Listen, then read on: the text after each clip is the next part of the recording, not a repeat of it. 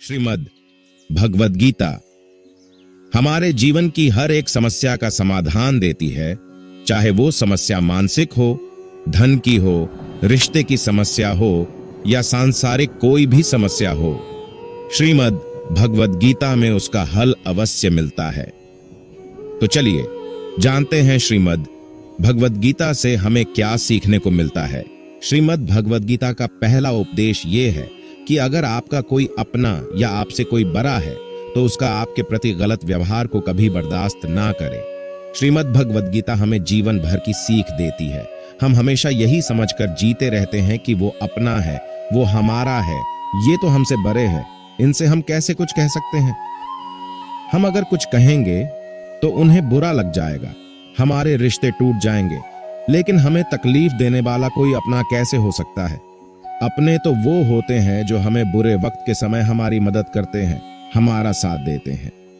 कुरुक्षेत्र की भूमि पर अर्जुन भी इसी दुविधा में श्री कृष्ण से पूछते हैं, मैं कैसे अपनों पर बाण चलाऊं, कैसे मैं भीष्म पितामह से युद्ध करूं, यहां उपस्थित सारे मेरे अपने हैं। तब श्री कृष्ण ने अर्जुन को समझाया और कहा, इस दुनिया में जितने भी रिश्ते नाते हैं सब झूठे हैं, कोई भी अपना नहीं है। यहां सिर्फ अत्याचारी है।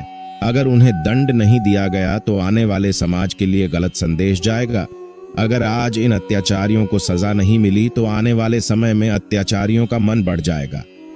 इसलिए हे अर्जुन, तुम युद्ध करो, अपने पराये का विचार त्याग दो, मोह माया से ऊपर उठकर अन्यायी को दंड दो। महाभारत का एक और कथा है, जब युद्ध में अर्जुन का पुत्र अभिमन्यु की मृत्यु हो जाती है तब अर्जुन रोते हुए कृष्ण से कहते हैं, हे कृष्ण, इस युद्ध में मुझे अपने ही पुत्र की मृत्यु देखना पड़ रहा है। ये कैसा युद्ध है कि एक पिता को अपने ही पुत्र की मृत्यु देखना पड़ रहा है। मैं भी अब जीना नहीं चाहता, मैं भी मरना चाहता हूं, मुझे भी मृत्यु चाहिए। तब श्री कृष्ण अर्जुन को स्वर्गलोक ले जाते हैं। अर्जुन देखते हैं अभिमन्यु तो स्वर्गलोक में बड़े अच्छे से सिंहासन पर बैठकर स्वर्गलोक का आनंद ले रहा है। अर्जुन अभिमन्यु से जाकर कहते हैं, चलो पुत्र, वापस अपने घर चलो, तुम्हारी माता और पत्नी दोनों तुम्हारे लिए रो रही है। तब अभिमन्यु अर्जुन से कहता है, कौन पुत्र? ये तो मृत्यु लोक का चक्र है, कभी आप मेरे पिता बनते हो तो किसी जन्म में मैं आपका पिता। ये सब सुनकर अर्जुन का मोह भंग हो जाता है। तो इसीलिए आप समझ लो, इस दुनिया में कोई अपना नहीं है, कोई पराया नहीं है। जो हमारे बुरे वक्त में साथ देता है, हमारी मदद करता है, वही सिर्फ अपने हैं, बाकी सब पराए। श्रीमद् भगवद गीता का दूसरा उपदेश ये है कि जो चला गया है, मृत्यु को प्राप्त हो गया है, उसका शोक मत करो। अर्जुन इसी संशय को श्री कृष्ण से कहते हैं, इस युद्ध में हजारों लोग मारे जाएंगे, लाखों सैनिक मृत्यु को प्राप्त होंगे, इन मृत लोगों की पत्नियां विधवा हो जाएगी, बच्चे अनाथ हो जाएंगे। तब श्री कृष्ण अर्जुन को समझाते हैं, हे अर्जुन, तुम बातें तो ज्ञानियों जैसे करते हो, मगर ज्ञानी तो आने वाले कल की चिंता नहीं करते। जो होना है वो तो होकर ही रहेगा, और जो नहीं होना है वो तुम्हारे लाख प्रयास करने से भी कभी नहीं होगा। ऐसा जो समझ जाता है उसे कभी किसी प्रकार की चिंता नहीं सताती, कोई दुख नहीं सताती। हमारी सारे दुखों का कारण भी यही है कि लोग आज में जीना नहीं जानते, हमेशा कल की चिंता करते हैं या जो बीता गया उसकी चिंता करते रहते हैं। जो कल की चिंता छोड़कर आज को जीते हैं, उत्सव मनाते हैं, वास्तव में वही सुख को भोग पाते हैं। श्रीमद् भगवद गीता हमें यही सिखाती है कि हम न तो बीते हुए कल को बदल सकते हैं और न ही आने वाले कल को कंट्रोल कर सकते हैं। अधिकतर लोग तो बस भविष्य की चिंता में बीमार रहते हैं या बीते हुए कल को सोचकर मृत्यु को प्राप्त हो जाते हैं। जो व्यक्ति वर्तमान में जीना सीख जाएगा, उसके जीवन से अधिकतम तनाव कम हो जाएगा। इसीलिए भूत और भविष्य की चिंता छोड़ वर्तमान में जीना सीखो। वर्तमान में जीना ही सर्वश्रेष्ठ है। जो करना है आज करे, अभी करे। जो अपना काम कल पर टाल देता है वो जीवन में कभी सफल नहीं होता। श्रीमद् भगवद गीता का तीसरा उपदेश ये है कि मृत्यु से मत डरो। मृत्यु तो अटल सत्य है। जो जन्म लेता है उसकी मृत्यु निश्चित है। मृत्यु तो केवल शरीर की होती है। आत्मा एक शरीर से दूसरे शरीर धारण करती है। तुम्हारे और मेरे न जाने कितने जन्म हुए हैं, कितने शरीर तुमने और मैंने बदला है। आत्मा को कोई नहीं मर सकता, न तो इसे आग जला सकती है और न ही हवा का झोंका उड़ा सकती है। पानी गीला नहीं कर सकती और न ही आकाश अपने अंदर समाहित कर सकती है। आत्मा अजर अमर है। इसलिए हे अर्जुन, तुम युद्ध करो। एक बार एक सन्यासी एक नगर से गुजर रहा था। उस नगर में घूमते घूमते रात हो गई, तभी उसे एक घर दिखाई दिया। वो सन्यासी उस घर में जाकर सो गया। सुबह हुई तो उस घर का मालिक वहां आया और उस सन्यासी से पूछा, तुम बिना अनुमति के मेरे घर में कैसे आ गए? तब उस सन्यासी ने उस व्यक्ति से कहा, ये घर है, मुझे तो धर्मशाला लग रहा है। ये सुनकर वो आदमी बोला, मेरा घर आपको धर्मशाला लग रहा है? तब सन्यासी ने पूछा, तुमसे पहले इस घर में कौन रहता था? उस आदमी ने उत्तर दिया, मेरे पिताजी का। सन्यासी ने पूछा, उससे पहले कौन रहता था? फिर ने उस आदमी ने उत्तर दिया, मेरे दादाजी रहते थे। तब उस सन्यासी ने कहा, आने वाले समय में इस घर का मालिक तुम्हारे बच्चे बनेंगे।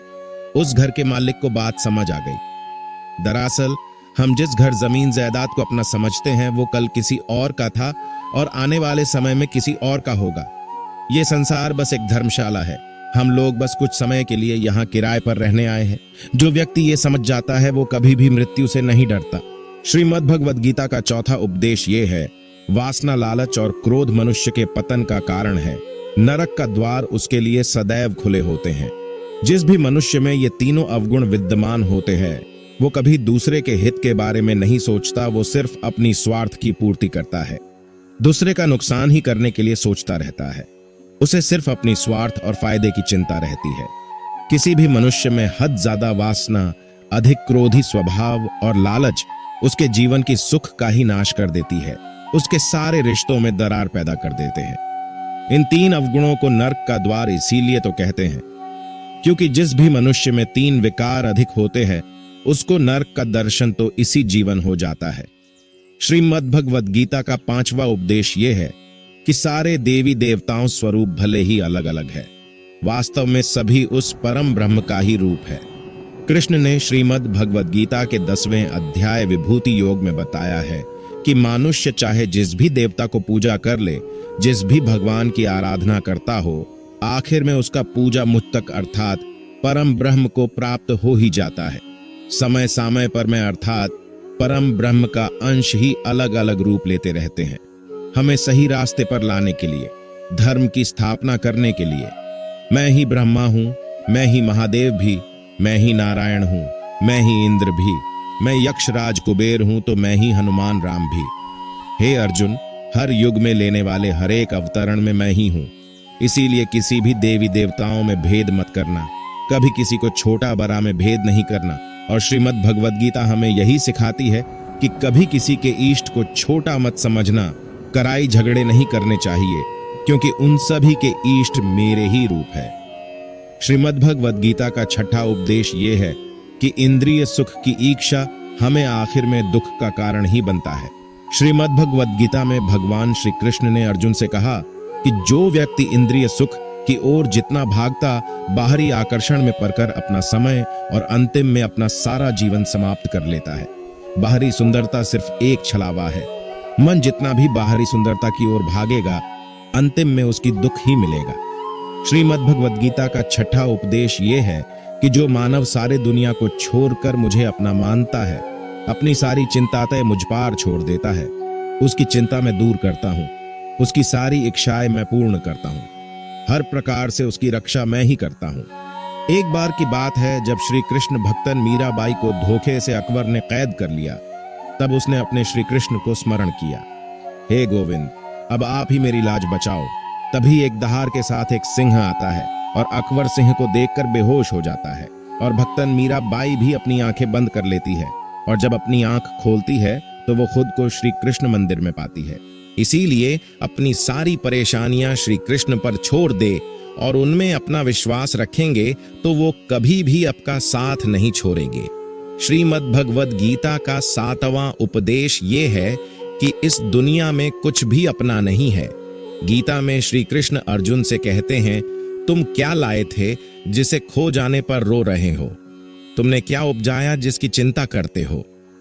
तुमने जो कुछ भी पाया इसी संसार में पाया और आखिरी समय में भी सब कुछ छोड़कर ही जाओगे। सिर्फ तुम्हारे साथ तुम्हारे द्वारा किया गया अच्छा बुरा कर्म ही साथ जाएगा। यही तुम्हारी ऐसी कमाई है जो इस जन्म से उस जन्म तक साथ जाएगी। हर लोग धन कमाने में लगे रहते हैं, ये जान ही नहीं पाते कि जीवन का उद्देश्य क्या है।